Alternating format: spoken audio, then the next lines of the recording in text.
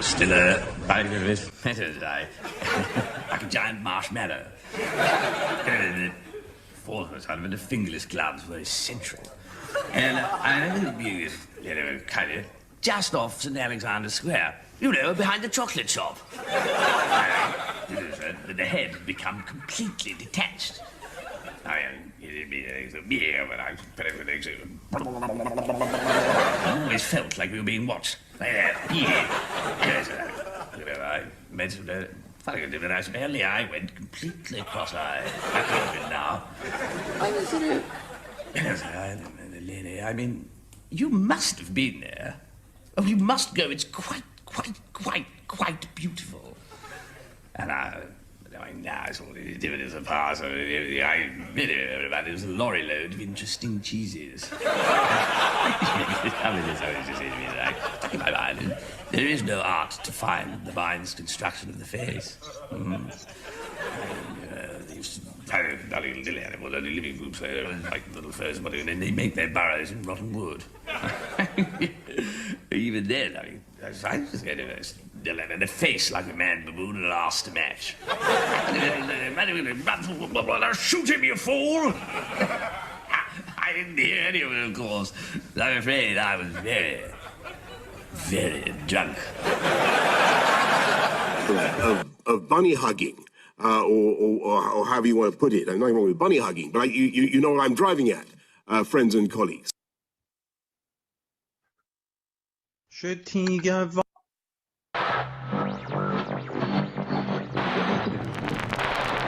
is Tweed Street, satirical saltire, broadcasting to you from occupied Scotland.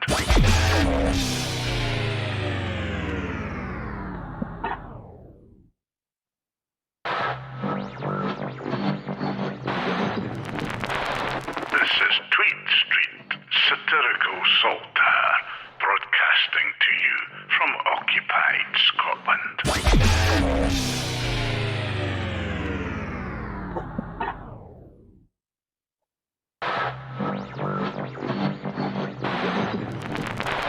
This is Tweed Street, satirical saltire, broadcasting to you from occupied Scotland.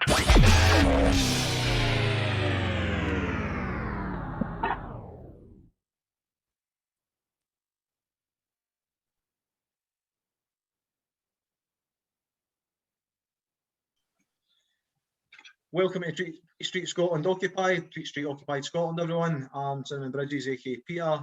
Tonight with me is my co-host, JB Whitesnake. John, how you doing, mate? Not bad. Nice to see you again, Peter. And as always, mate, how's the family? Not too bad. What about you? We're all right, mate. All right, just plodding along as you do. You watch any of the leaders' debate the other night? I tend to dip into these things, dip in and out it, because when you've got so many unionists on the one debate, it becomes ear-bleedingly evil to listen to. Like, and it's farcical. So I'm finding myself much the same as a comment you had made in a previous cast that we'd done, John, about not really much competition for Nicola Sturgeon in that setting. I know that she wasn't there last night. I know that it was oh, what's his face? No, Keith. Keith. Aye. I know it was him that was there last night. So there's no really much to draw the attention other than them making a right rip-roaring arse of themselves. That's true.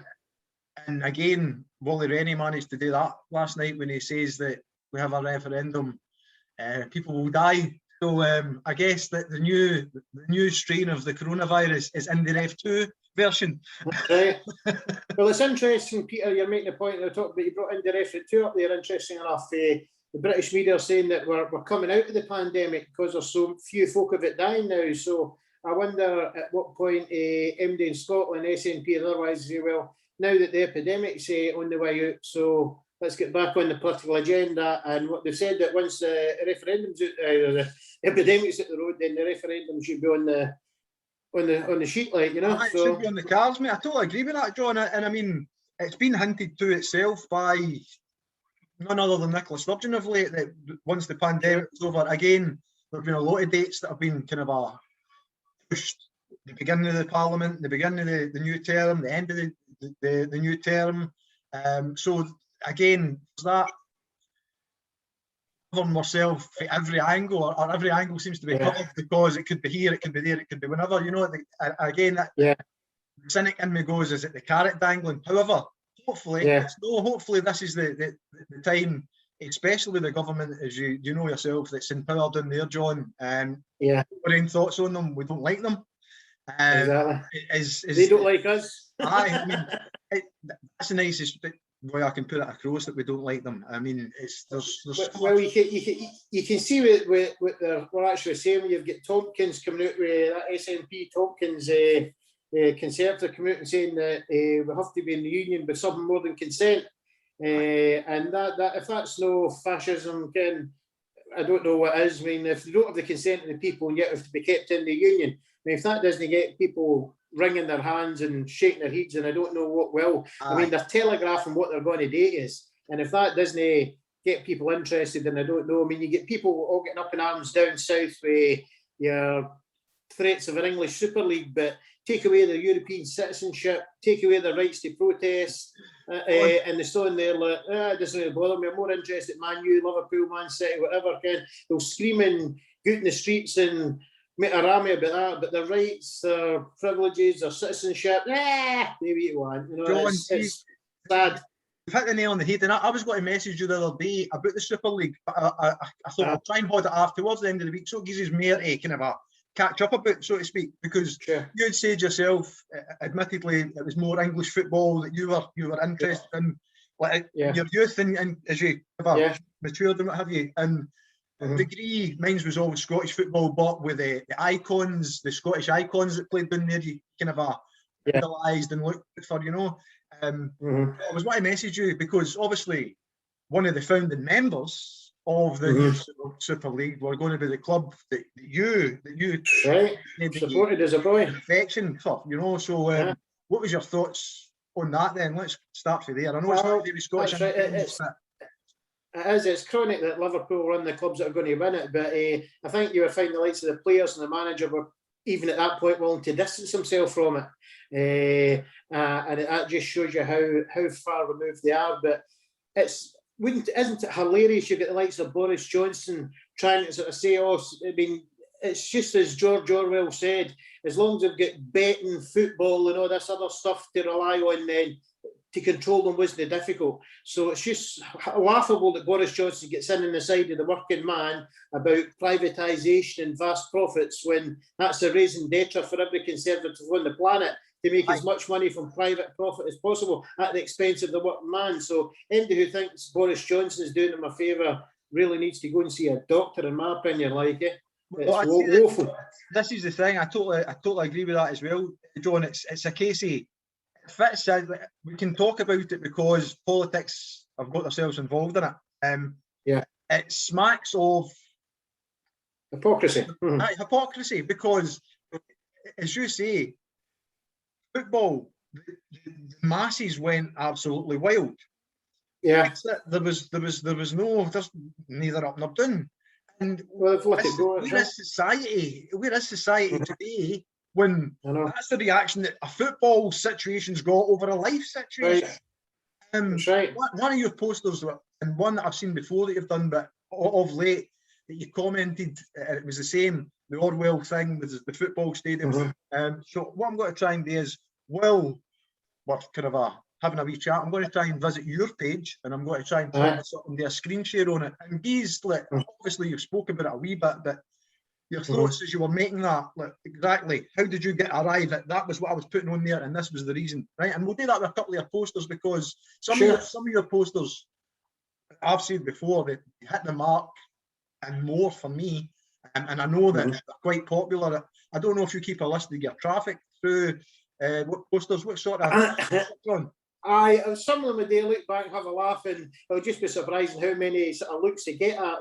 But I think there's a lot of algorithms on Twitter that actually limit who can see what you're actually putting out, because some stuff gets good review and some stuff that you know it's getting even better, but there's Twitter algorithms in play. For example, if you were tweeting about the Duke of Edinburgh last week, when you did chance it would go up, like, you know, there was some sort of jiggery pokery going on that they didn't want stuff about the Duke of Edinburgh going up the week he's funeral, like, you know. Well, see, that's the thing I know with the algorithms, and but I noticed that some of your posters really take off. Hold on, John. I've lost sight of you a wee second, and I feel rude, even though I'm talking to you, I can't see you. I've lost sight of you. So some of your posters, like, they seem to be. You said before about this, and I've noticed this about Twitter, and certainly about social media previously. You put a certain tag on something, it will take off. Whereas if you just send that same poster without a tag on it, you get the same sort of traction, so to speak. I'd be love to know how these algorithms work, like, because as you say, it used to pay, and I said to you before, I think if you put a hashtag on something, that could generate a lot of interest on it, but I think, again, Twitter have been playing jiggery pokery with hashtags. It's not as easy to do as many hashtags. They don't sort of generate the way that they used to do, and I think they're playing jiggery pokery and limiting what's been seen by certain folk, because I know that other folk I follow, they ask questions about how many folk are actually seeing it, like, but there's skullduggery afoot at some level, I'm sure of it. Right, I'm having a wee bit of a struggle here while I'm trying to get this right. So, can you see my page on your screen now, John? I can see you. Aye, there's Boris there. Right. So what I'm going to do is I'm going to explore, and I'm going to go through some of your page. All right. Now this is where my typing skills. This is my one finger approach to typing. So we'll just go straight into your media, and I'll have a wee scroll down your page, and then right. So this one here, first of all, what's your thoughts on it? Well, I just done that this afternoon just for a laugh, but it's one that I partially nicked for someone else with the graphic, but I just improved the graphic slightly, in my opinion, and making it yellow on black. It makes it more recognisable. But there's Mr. Tompkins just basically telling us that we're in a unionist prison. Our democracy doesn't count. It's a third-rate democracy which will always be lorded over by the House of Lords and Westminster. So it screams why we should be looking for independence. And MD, I'd like to know what other people think about it, like who can defend the unionist situation. Like, I mean, I used to get a lot of feedback, which was quite welcome in some cases, for unionists defending the unionist cause, but they've just given up. You can't defend that sort of thing. It's fascism. I don't know how anyone can justify it. It's hideous the way things are going. It really is. I totally agree, John. I mean, just something that you said about the yellow and the black. I think it strikes out a wee bit there. I don't know if there was some findings that for dyslexic people or people with dyslexia, that sort of setting helps them read it or something like that. I mind reading something somewhere along those lines. So some people think that the colours that you use really help to sell the message that you're trying to put across. Try and make it as bright as possible and try and put it. And I'll do 2 or 3 versions of the same poster, and some look better than others, and some don't. A day they would fire them up, and then like, that looks a good, and other ones look better than others. I mean, that's a good. Again, someone else said that shaggable flag thing. That was actually someone else had done the poster, but I just put someone else's poster along with that photo, which was up as part of a conservative sort of poster, like, you know. So just overwrite somebody's good work on top of that picture and stuck some logos on it and fire it up. But it just shows you how pathetic they are. Like, I mean, that doesn't look good at place. That's the thing. And off of your ideas, it kind of generates a wee spark in the mischievous side. The mischievous side. I have a laugh about it. And I think that always helps. Because college can be quite boring and people can feel very remote from it. But if you make people laugh and have a giggle about it, then that maybe gets the message across a wee bit that they maybe wouldn't see in another way, like, well, see, that's the thing. I mean, it's like we're in dangerous times. Sometimes we need to find the humour in things. That's right. We can. We simple things like him sorry, like this, can really help to kind of ease the mood a wee bit, I find. Exactly. So, yeah. They always say that laughter is the best medicine. And you need Definitely. to laugh an awful lot at that Oh, man definitely. because he's awfully fucking sick. Oh, twist it. Twist Aye, it. there's just something about him, right? I mean, I could go down through your page for days and days, It's just JB, because brilliant. there was some absolutely fantastic pieces. This one here, I don't know if you'll be able to get the sound on this. I'll try and upload it at a later time. Aye. No, what he's basically saying is it was Anas Sarwar basically commenting that he'd made comments about COVID and old folks' homes and try to relate himself to it and comments he had made. But basically, the Channel 4 reporter basically says they've looked back at his comments and have contacted Scottish Labour Mass for his comments on the time scale that he said he mentioned it, and they can find no record of it. So basically, old Anas or Anus, whatever his name is actually telling Porky Pies. There's no supply there. No surprise whatsoever. He's talking through his Annis Shropshire. I've been speaking to a couple of people offline to see sort of. Obviously, I'm trying to do this free. We're trying to keep no cost, John. That's ultimately what we want to do. Yeah. We want to be trying to contribute time to something that doesn't cost us and is sustainable. So I've been speaking to people to find out what sort of equipment's available that I can get enhance this, but without much of a cost, John. Financially, everybody's kind of a pushed at the moment, and I'm no different for anybody else. I mean, I'm the same boat as a lot of people out there. So it's a case of trying to do work within my means to try and put something out there that's it's all right. It's all right. Well, I mean, they're trying to do something. They're trying to use something to listen to, something to chat about, something to discuss. And they're doing it kind of off their own backs because there's limitations to our own personal reasons. There's limitations to what we can do.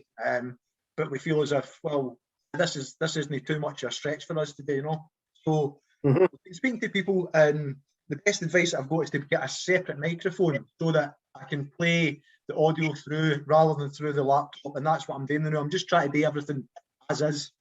So that's the first cost that Tweet Street's going to have so far. Out of the 11 shows that we've done, everything has been done in-house. There's been no, with the exception of some help from Gabendo, the Blethering, with soundtracks, opening soundtrack, closing soundtrack, and some of the music, with the exception of, I mean, we've had plugs and promotions off a Caledon Radio, off a Phantom Power.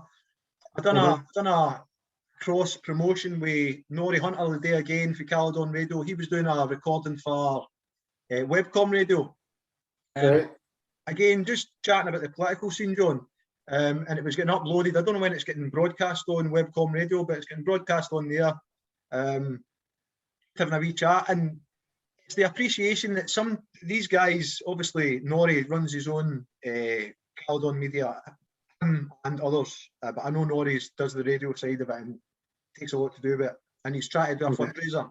And I know that Webcom Radio have got a fundraiser. I hope that we never ever have to do a fundraiser. I hope that everything that I try to do, even as basic as it is done in a case that, well, no, there's no cost.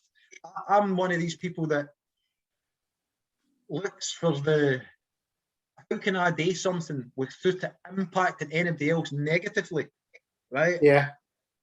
Finance is always one of those things for me. It's like a case of, right, well, what about families? What about people that have got families that can't afford to do this, can't afford to? And mine was always, I was in a position a few years ago where I was able to provide everything that's run about us for my family. And it's went to waste, John. It's absolutely went to waste. It's like, I'm one of these people that would look at myself 20 years ago and go, that's ridiculous what you've got the kids for this and that, and it's going to waste, and I didn't know how to use it. Maybe no interested in that kind of a thing. through health concerns that I've had over the years, I've kind of right, well, what are my limitations are this, right? Well, I can use this to work with my limitations. I can use that. There are certain things that, in some of the recordings that we've done, John, and I've got my TENS machine on, right? And it's like an electric jolt going through my body, right? I know. So a couple of times when I've behind the scenes, because when I'm doing my costume changes, Gracie's usually here in the room where she's trying to help me do whatever. And a couple of times, for whatever reason, that wee TENS machine, when it's beginning from one pocket into another pocket or something like that, it's maybe just been adjusted much. Right. And I have to come on here going, hey, ha! Excellent. And try to fiddle with a thing like, well, I'm how is it? Right, so it's wee silly things, right? I notice these things on the recording, see when I'm watching, and I notice at these things because nobody sees these bits behind the scenes bit. Nobody gets the perspective that I've got. So I'm sitting probably nodding myself, going, "Oh, that was a bit you were shocking me." So just wee silly things that like I'm trying to do some. Then days after that was off my feet for a couple of days after that. The last one, like, oh right, I've done too much. I've just kind of I've done a wee bit too much, and it's just it's the territory now, John. It's really silly things. I'm like, all right, I'll need to kind of try and take it a wee bit easier. You need to be more careful when you're doing this. You need to watch what you're doing that. And it's all these wee things that maybe 10 or not even 10 years ago, I'm going to say maybe 5 years ago, 6 years ago, before I had the clip, I would have been doing all these things, like bouncing about when they help. And now, like a couple of years down the line, I look and go, okay, I'm limited to what I can do, so I'm going to try and contribute. Static rallies were something that I thought I could maybe go and participate in the static rallies because there's no walking involved, because I'll maybe get so, I don't know about you, John, but I'd maybe getting on in years as well. I'm finding that I'm getting out of puff a lot quicker than I used to, but I think it's because I've been as restricted as what I was for as long. So I guess I'm kind of building myself back up is what I'm trying to say. But try and laugh about, rather than before I was getting myself down about it, John. I was like, it was dementing me. And now I'm trying to laugh because I can see a recovery. I can see a wee bit of, right, oh, here we go, getting a wee bit better, getting a wee bit more confidence back about getting and moving and stuff like that. But still want to be contributing the way I did a few years ago, and that would have been at the rallies, at the independence marches, singing and dancing in the rain, or whatever he was saying. You know what I mean? You kind of life throws its wee twists and turns, and you need to kind of try and whatever you can. So I still feel as if I can contribute, and that's why I'm like, let's do this. And I know you're passionate about it, I know, and it's a case of you've told me about the work that you've done in the Crossgate Centre before. That's right. We were in there for a good few months, and that was in Cooper, and it was a good place to work at. The guy's still on. He's on Twitter, but it's still like he's very much on the Alba side of things now, which you can understand. Before this Alba thing came on, it was very much independence, but I can understand his frustration with how many mandates you need and all this sort of thing. You know, we're trying to tell people, look, Scottish independence is a good thing. We're pushing for it. Speak to people about it, but there isn't anything coming down the line. Sort of We've marched. I've marched with a lot of these people. I've stood side by side with them. And we want independence, and now it seems to be a popularity contest over independence. And I can understand the frustration.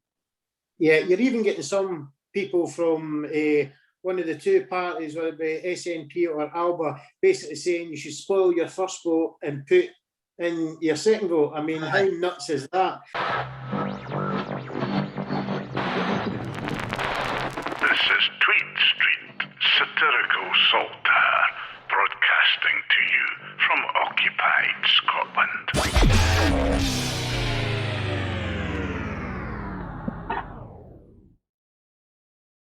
There's lots of pejorative terms. You call us nationalists. I'd say we're interested in self-determination. You're unionists. You're nothing more than just imperialists wanting to rule just like in the last century, you want to rule from London. I mean, the three Westminster parties, you're not even any more than branch offices in Scotland. You take your orders from Westminster. This is Tweed Street, satirical saltire, broadcasting to you from occupied Scotland.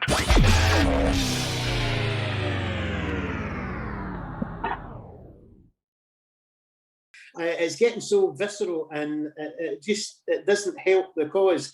And it's not up to, I'm sure you would agree with this, it's not up to you or I to tell people how to vote. And we should never be as that presumptuous. And we would like people to vote for independence. And if that means SNP and Alba, or SNP 1 and 2 or whatever, then people have got to make that choice for themselves. And all you can ask is they do the relevant checking on their own behalf, whether that's workable in their area. We got some dumbass motherfuckers floating around this country. Dumbass motherfuckers. Because the owners of this country don't want that. I'm talking about the real owners now. The real owners, the big wealthy business interests that control things and make all the important decisions. Forget the politicians. The politicians are put there to give you the idea that you have freedom of choice. You don't. You have no choice. You have owners. They own you. They own everything. They own all the important land, and they own all the big media companies, so they control just about all of the news and information you get to hear. They got you by the balls. They spend billions of dollars every year lobbying to get what they want. Well, we know what they want. They want more for themselves and less for everybody else. But I'll tell you what they don't want. They don't want a population of citizens capable of critical thinking. They don't want well-informed, well-educated people capable of critical thinking. They're not interested in that. That doesn't help them. That's against their interest. You know what they want? They want obedient workers. Obedient workers. People who are just smart enough to run the machines and do the paperwork, and just dumb enough to passively accept all these increasingly shittier jobs with the lower pay, the longer hours, the reduced benefits, the end of overtime, and the vanishing pension that disappears the minute you go to collect it. And now they're coming for your Social Security money. They want your fucking retirement money. They want it back. They'll get it all from you sooner or later, because they own this fucking place. It's a big club, and you ain't in it. You and I are not in the big club. By the way, it's the same big club they use to beat you over the head with all day long, when they tell you what to believe. All day long, beating you over the head in their media, telling you what to believe, what to think, and what to buy.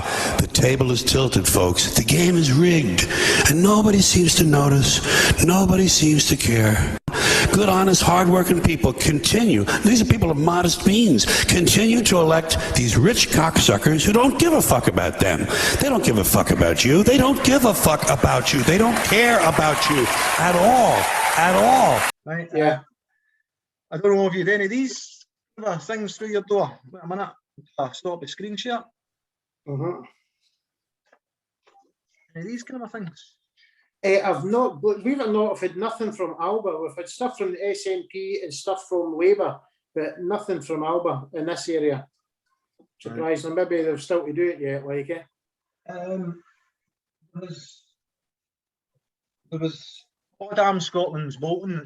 You know how there's been talk that Alba aren't getting the coverage. The coverage they feel they should be entitled to, which I agree with to an extent, by the way, because from a democratic point of view, they are going to be, they are a potential player in the Scottish Parliament, so I think that they should be heard. Again, adds weight to what about all the rest of the people.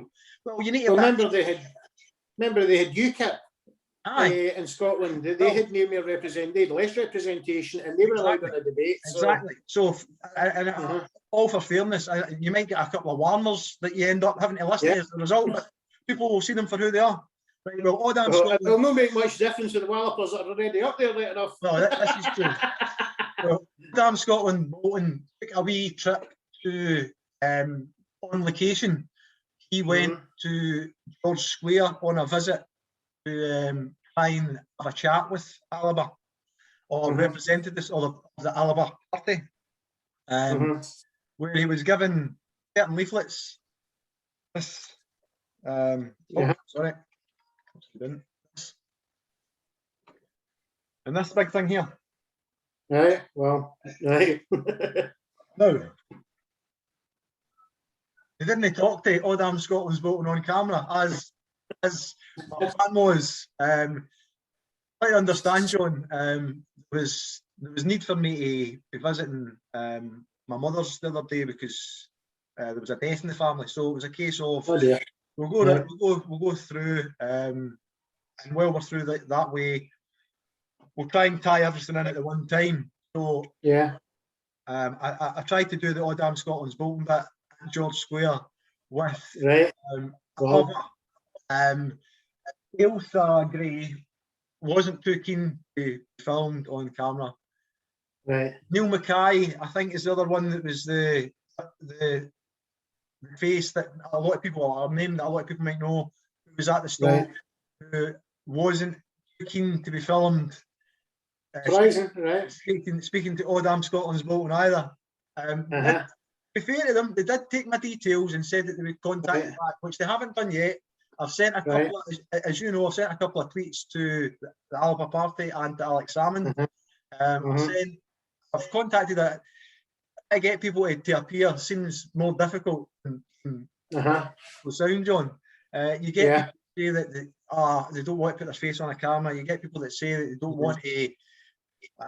No, they're not really interested. You get people that say that they don't agree with certain politics, so they won't appear. Right. Well, there's a different variance of politics across yourself to myself to any of the guests that we have on. We've had people that are both votes SNP. We've had people that are SNP Green. We've had people that are SNP and Alba.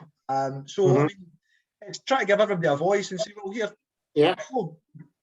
say what you want to say, and let everybody have a way. Here you go. I'm brave enough to put that point, and this is why. And then if it's a case of know that you're brave enough, but well, here you go. Well, I'm not taking that perspective on board, and it's maybe. Not through ignorance, but through, well, I'd think literally with things, with certain aspects. So some people, that when it's, when you explain it that way, that makes a lot more sense. You thinking about it as I'm reading it here, you know. So everybody's different, and I just found it a wee bit ironic that maybe would appear on camera after. Saying that they're not getting anything on camera. So I'm like, we've got Alison coming on Sundays, you know, who's representing, I'm not representing, she's speaking as a promoter of the Alba Party. She's moved from SNP, NEC, she used to be one of the figures in that. She's now moved over to the Alba Party. It's a case of, I liked a lot of what she was saying on the radio today. I agree with a lot of the things that she said. There are things, again, like everything. Oh no, well, that's not really my flavour. I can live with that. If that's what I'm getting left, I can take that. Again, my preference would be this, that, or the next thing. Again, different strokes for different folks, John. The thing that I've been enthused by is my wife's interpretation of Alba. Basically wasn't very political and isn't very political. She kind of gets dragged along with independence with myself and things like that. But she says now that she's kind of listening to it a wee bit more, and she's like, I like the way that they're sounding. Then kind of I had to explain to her Alex Salmond's situation because Tracy was oblivious to Alex Salmond's situation. She's like, all right. I says, so what would your thoughts be on now knowing that? Well, no, the way that's come across is this, and didn't have any impact on what that was because the man was found. And I'm like, right, okay. It's a lot of people saying that's a concern that women aren't getting on board the Alba Party because of that. And the experience that I'm getting seems to be different, John. I've not experienced the kind of the things that I'm seeing are not necessarily. It seems to be a lot more women speaking up for Alba than anything else. What do you think the reason for that is? I think there's all sorts of skullduggery. As you say, the man went to court and is proven innocent. End of, the man is innocent and that's it. But you still get those in the British media trying to tail back to try to rerun the trial to fling more dirt at the man, and that's unacceptable. And it's not relevant in this election anymore. So there's certainly skullduggery afoot, and people are saying things about Alex Salmond that maybe they, in hindsight, or maybe in future wish they hadn't said. This is Tweed Street, satirical saltire, broadcasting to you from occupied Scotland.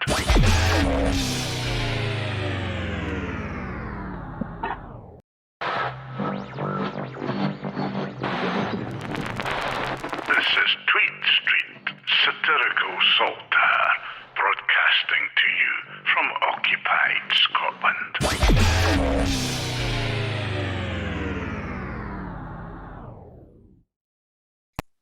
Right. How bad was it that Boris Johnson was talking about the £2 million briefing room? A journalist pulled him up for his affair with Jennifer, what's her face? The American lady. Yeah, Akuri. He was embarrassed. And basically, right after that press conference, we were told that the British government would no longer be using a brand new £2 million briefing room. And that's just meant to be a coincidence. It stinks to high hell. It doesn't want to be questioned live because it exposes him for the charlatan and the fraud and the crook that he is. Oh, shagging Boris. He would shag a hole in the flare. He really would. Brilliant, George. Brilliant. Right, and on that note, Right, a very important part is obviously what disappoints me sometimes is, and it bewilders me, the fact that the SNP and Alba for that matter, and pro-independence bloggers or people that are high profile don't mention the Smith Commission enough, because that was signed up to by all Westminster parties, Labour, Tory and Lib Dems, and they all agreed that the sovereign right of the Scottish people should be respected, and it's the choice of the Scottish people if and when the Scottish people want it, then they can choose independence, and that is a sovereign right. They signed up to it, and then they're trying to kid on, they didn't. So it bewilders me why I'm flinging that back at them at a very regular basis, because it's something they can't get away from. They signed up to it, it was voted on in Parliament, it went through unopposed in Parliament. I watched it on one afternoon watching Westminster. It was all just voted through and not a word said about it. So we should. There's big bullet points there that we need to maximise on that and question them on it and hold them to account for it. And we're failing to do that. Aye. Again, John, it's one of the things that you come away with, or no, you come away with, the things that you identify are the things that they go, notice these things. How come there's no more getting made about this? What? Yeah. How come there's more getting made about a fucking Super League?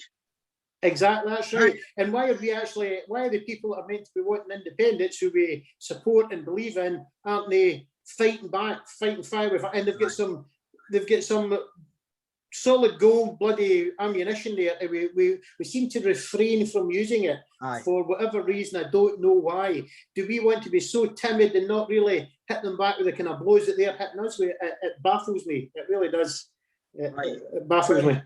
We're left baffled for this show then, John. Right. So I'm going to stay where you are. I'm going to do thank you very much from Tweed Street Scotland Occupied, from myself, Cinema Bridges, for JB Whitesnake. We'll say good night for this evening. Thanks very much, everyone. This is Tweed Street, satirical saltire, broadcasting to you from occupied Scotland.